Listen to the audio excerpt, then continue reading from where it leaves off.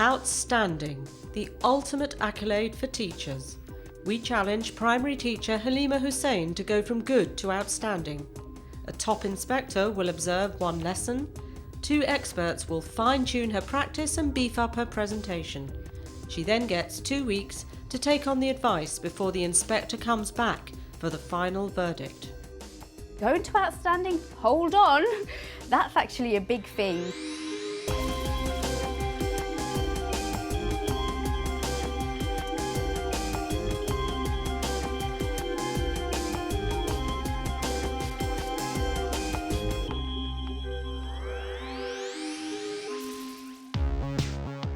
This is my 3rd year of actually teaching, and it seems like a very long time, but in teaching is actually quite new, and in teaching doesn't matter how long you've been teaching, 10, 20 years, you're always learning and you've always got room for improvement. Brampton Primary is a 3-form entry school in East London. The school rates Halima's teaching as good. When I say freeze, you just stop there and I'll come and touch your shoulder and ask you what you're feeling. What are you doing? Freeze. Can you up, miss? To be told that I'm good, the idea of that is, wow, I'm good, that I'm trying to sink that in, and then going to outstanding, hold on, that's actually a big thing. I'm actually quite critical of myself. I'm always prepared, I do background research pretty much every lesson, and my marking will always inform me as to how to continue the following lesson, which is an aspect of good teaching. This year, Halima is teaching a Year 4 class and will focus the Good to Outstanding challenge on her science lessons. I think my teacher is excellent because she makes the lessons fun. I think she does her job very nicely. She's strict, she's funny, she's kind. All 3 mixed together. I like her as a teacher. If you can't finish a conclusion, don't worry, we're going to finish it next lesson. I'm not going to say I've got outstanding qualities as of yet, because being in teaching for 2 years, I haven't reached that goal yet, but I hope to reach an outstanding goal very soon. It's the day of her observation. Ooh, very anxious, and I don't know how to cope with her at the moment, so I'm trying my best to do some breathing exercises, see how that turns out.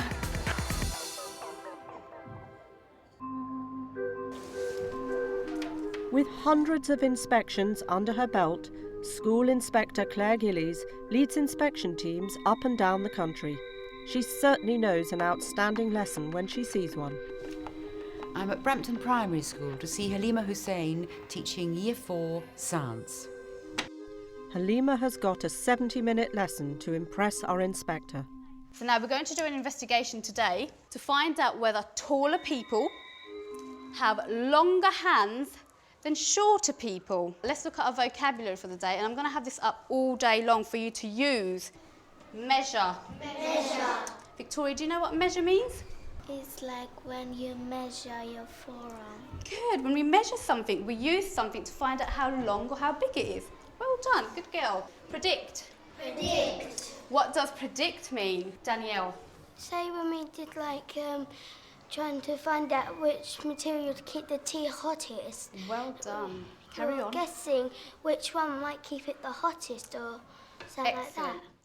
When I observe a lesson, I'm looking for lots of exemplary features, but very convincing high-quality learning from certainly the great majority of children in the class. Riley thinks how tall you are does not affect the length of your hands because taller people do not have longer hands because. And the last kid, he's predicted taller people have longer hands because. Now you're going to go to your topic tables and then you've got to write one of these predictions out and you've got to finish it off. I like it when we had to predict 3 different things and say why would you want to predict that.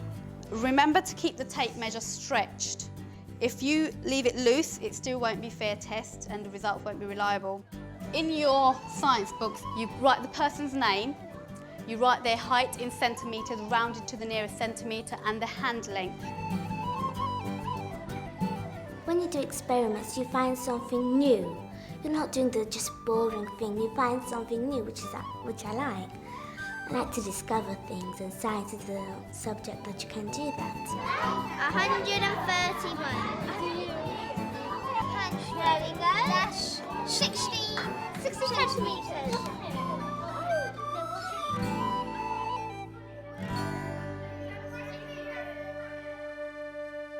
Now we've got a few minutes to look at our results.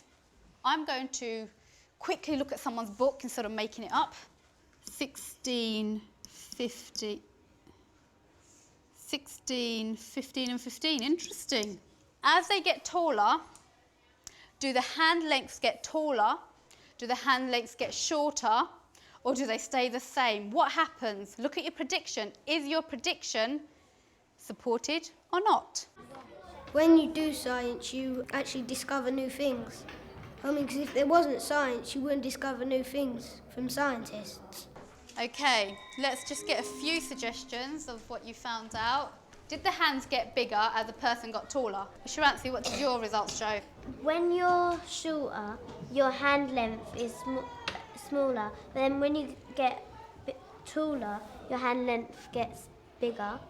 Okay, so what was your prediction then? My prediction was that the longer you are, it doesn't affect the length of your hand. Oh, okay, interesting. With time running out, Halima has to cut short her plenary. Put these in your books, tidy up everything, leave everything and get your coats and line up. So how did Halima get on?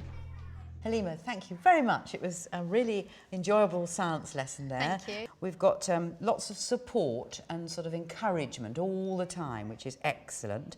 You made it all fun. That's the great thing, you know, it was all quite jolly. So that was lovely. And there were just little sort of small bits and pieces here and there that didn't quite come off. Would it have got us off to a speedier and more accurate start if we'd had a demonstration of measuring really well with two of them or something? I think so, definitely. Clearly we ran out of time. I think it would have been nice to have got to that crunchy point, you know, whereby they could sort of say, oh, they do always, or no, it's not so straightforward, because we had some lovely different predictions, didn't we? Definitely the lesson went too quickly at the end and I didn't spend time with the plenary, so I couldn't establish what every child found out, to be honest. It's always that interesting element with science. Why are we interested in whether our hand and our height are linked in any way? Just so that as a thought, if we did head circumference and hands, we could have been considering, it's a bit absurd this, but manufacturers making hats and gloves, and does the size increase? Oh, right. I think what we wanted young people to realise from as early as possible that science underpins so much of their lives that it's really vital that everyone has a good understanding of science. And I think your lesson as a whole, I would say, was a good lesson. I hope that's what you felt as well. So thank you very much. I really enjoyed the afternoon a lot. There were little technical things which I need to improve on. Like the time management, maybe if I did less work on the carpet and more of them doing independent work, that's something that would improve my lessons and further their learning. The inspector highlighted Halima's need to consider the context of her science lessons while keeping a watchful eye on her timings.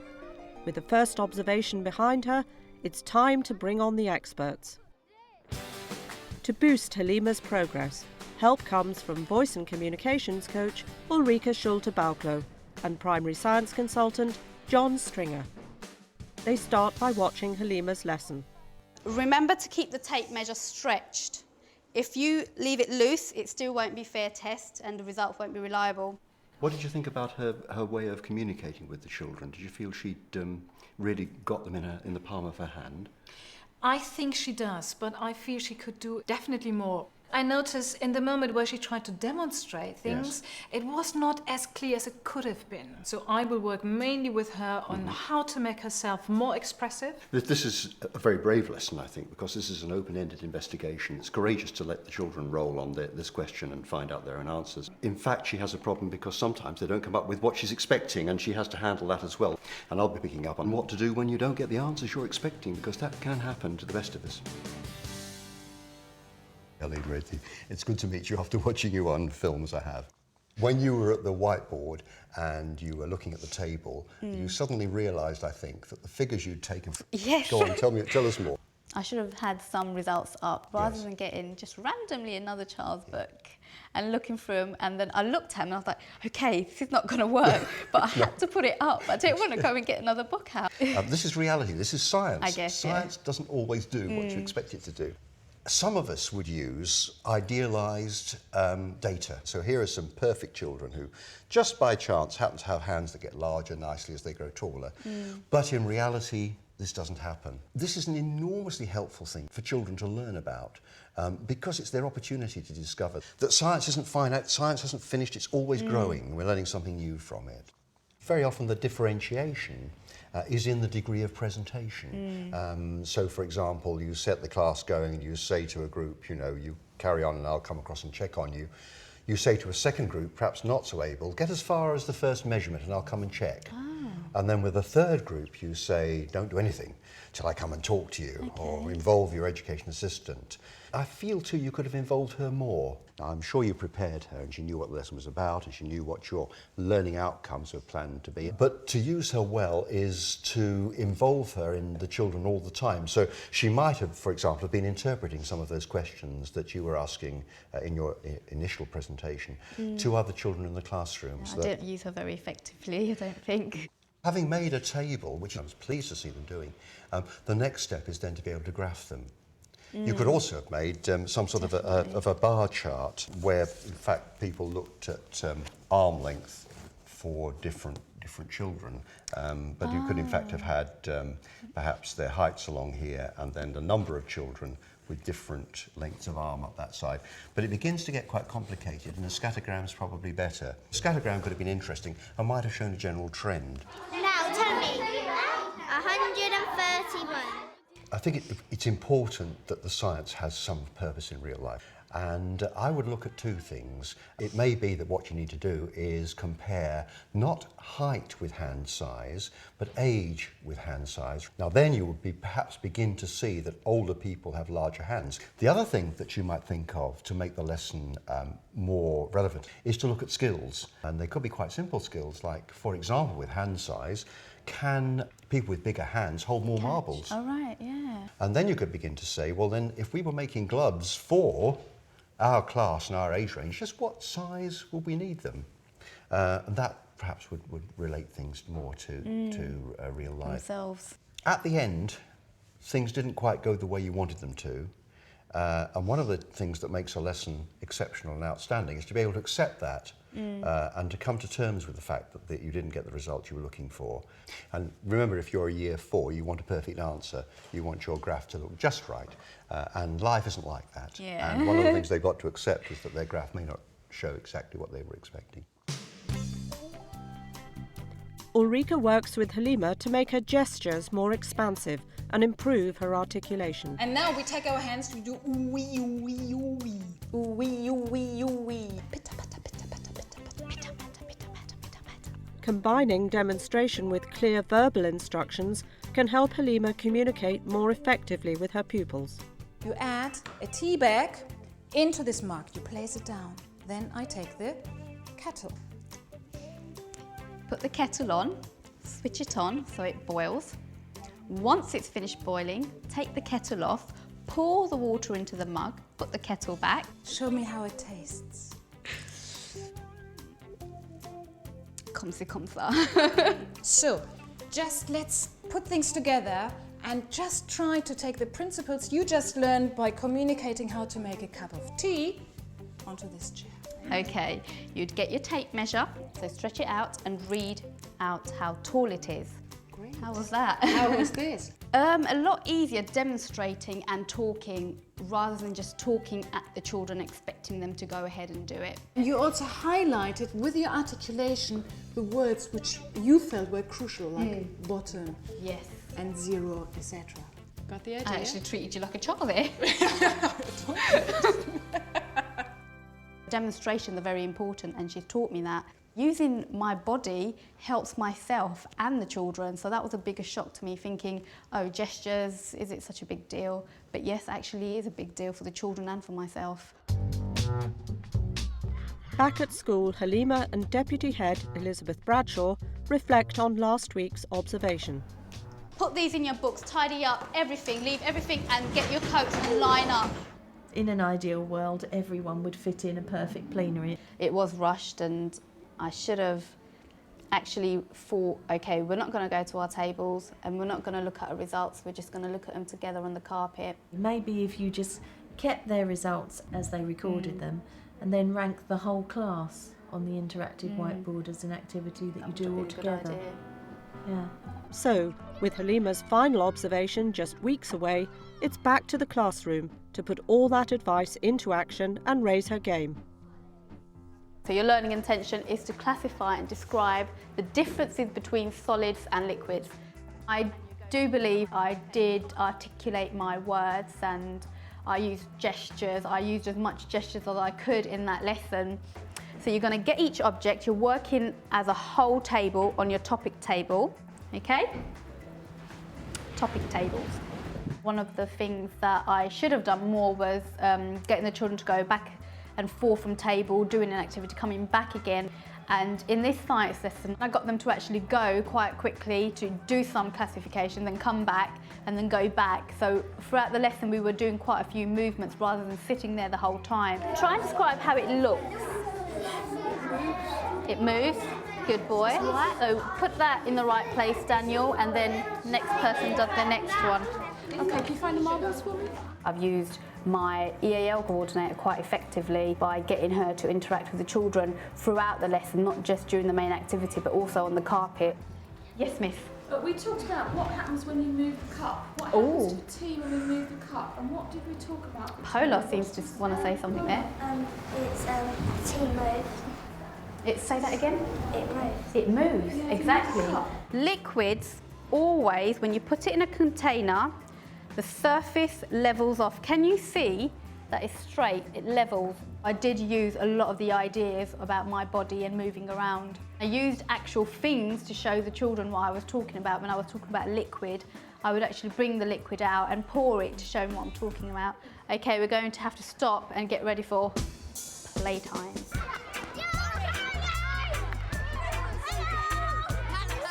Can you get me a bell?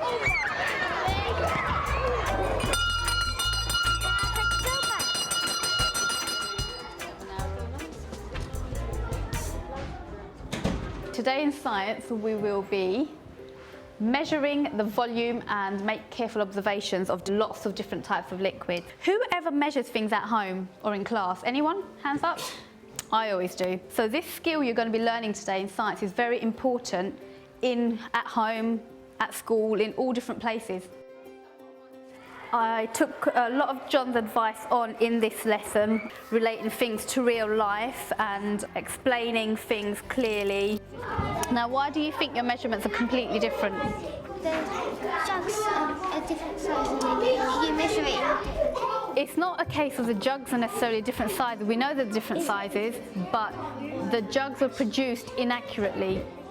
One of the biggest part of what John taught me was if results don't go according to plan, that's fine. Tell the children that and explain why. The people who made these jugs didn't make them as accurately as they could have. That's why that table's results were very, very different. Okay? I definitely think I'm making progress from my very first observation. I can see it quite clearly. Before it was sort of I'd have to consciously think I've got to do this in the lesson, and because I'm using it all the time, it's quite natural now. With Judgment Day looming, Halima gets some last-minute advice from John Stringer. Linking it to real life, I used it as I've asked a child to get me X, Y, Z solids, and the child had put them all into one container, whereas I wanted them into separate containers. Is that a reasonable link to real life? I think there's some gardening and building opportunities here as well, because there's builders need to work with different sizes of gravel and stones and so on. The one I always use, of course, is the great mistake where things have got mixed accidentally and I want to separate them again. Excellent. Thanks a lot, John. Let us know how you get on. I will do. Okay. Bye-bye. Bye-bye. Bye.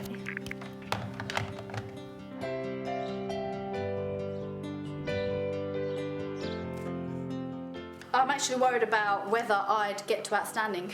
I know it might not necessarily happen because it's a lot to do in such a short time. So I'm aware of the fact that I won't necessarily get to that stage. It might happen in a year or two, but just the idea of not getting there after all this hard work is actually quite upsetting.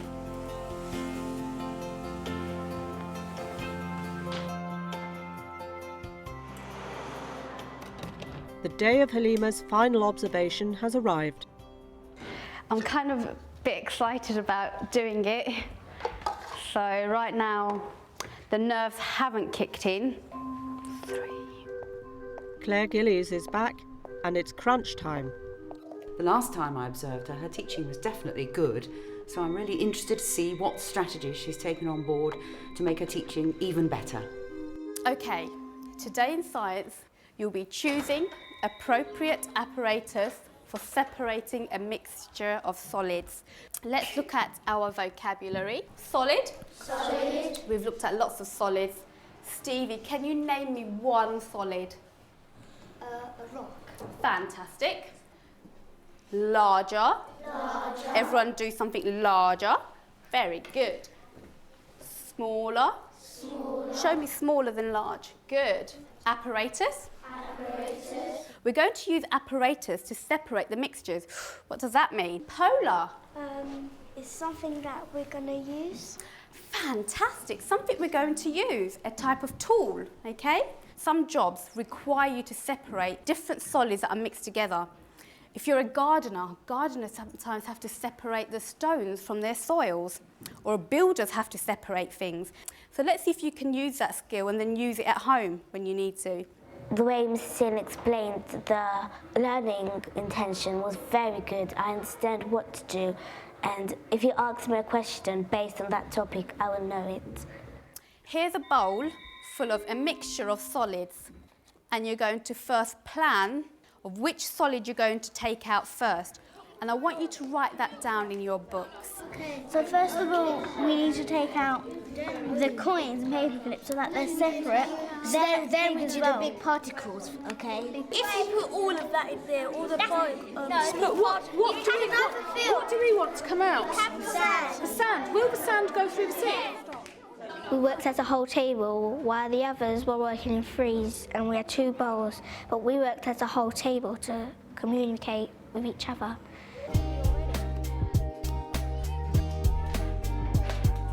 Now, who would like to do the separation of the marbles? Let's see if Iqbal can do it effectively.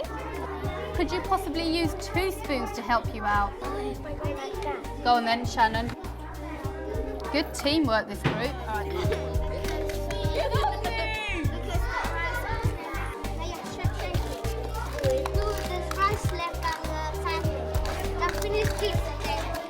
We should have done the sand last. Okay, think about what you've just said, because we're going to talk about that. It was interesting because I never knew that you could actually use like a spoon to separate 2 different solids. Now I'm going to ask you to share if you were able to separate all the solids from the mixture. Naeem. First we done the sand and the rice. With your one, what went wrong though? We should have done the sand last of all. They decided to do the sand, removing the sand from the rest of the materials first. Now when you do that, and you've got coins and you've got cubes, what happens to the sand? It goes into the magnetic stuff and into the cubes? They went inside the cube, so you didn't actually remove all the sand, did you, Miss McDougall? Danielle, what did we do first in our group? Oh, okay. Did it work? Danielle? Yeah, it just kept on shaking the sieve. Ah, putting the whole contents into the sieve straight away would have been a lot easier, and it would have worked just as effectively by the looks of it. Thank you for letting me know. Excellent. With all that expert advice and weeks of practice behind her, will Halima have made the grade from good to outstanding? Halima, thank you very much. I really enjoyed seeing all that incredible thinking going on in that science lesson. You could really feel their brains were buzzing. We had some really good fun, and they worked very hard, and I hope you felt pleased with what they'd achieved in the time. It was a very stimulating lesson all round, and it's some of the things behind that really contribute to that. And the sort of key ones I jotted down, I thought was the very careful planning, particularly of the groups. That it wasn't just, this is the absolute top ability group, this is the absolute weaker group at all, because you had some positioned in a way that they would bring on some of those who weren't quite so strong at writing or whatever. Your opening was warm and welcoming, and you did, I wrote down, use some very nice sort of hand gestures for sort of large and small and all those. It was just wonderful to see some of the unusual thoughts emerging. I mean, I know we both enjoyed that table, didn't we? The one in the corner. They didn't think, oh, we could just put it all into the sieve. I don't know why it didn't connect with them. Maybe they thought they had to use an implement to transfer it, possibly. And it's, in a way, you could argue it's healthy for them to sort of go off at tangents and sort of have some strange ideas. That whole sort of lovely human touch at the end when you say, well, I've learned something there, when they, I did actually. when they were confronting you with a different way of doing something. I was glad they pointed that out. My additional adult thought, oh, the children are not mentioning it, so she'll mention it. I was going to say another strength was what she did with her group. You know, she really did keep them focused, moving on. She was certainly helping, wasn't she, She's very good with to the keep children. the lesson going on fast. I think if we look at it as a whole, I think we really can see that although I'm sure there's one or two little things you'd say, oh, I wish that had happened or whatever, that it was an outstanding lesson overall because they really learnt hard, they really worked hard, and you were guiding them, and I was very happy to watch it, so thank you again. Thanks a lot. I didn't realise how much it would mean to me, but I feel like now I can do so much more than I could do before. My lessons are going to be really good from now on because I know I can do it. I can't wait to my next science lesson. So happy.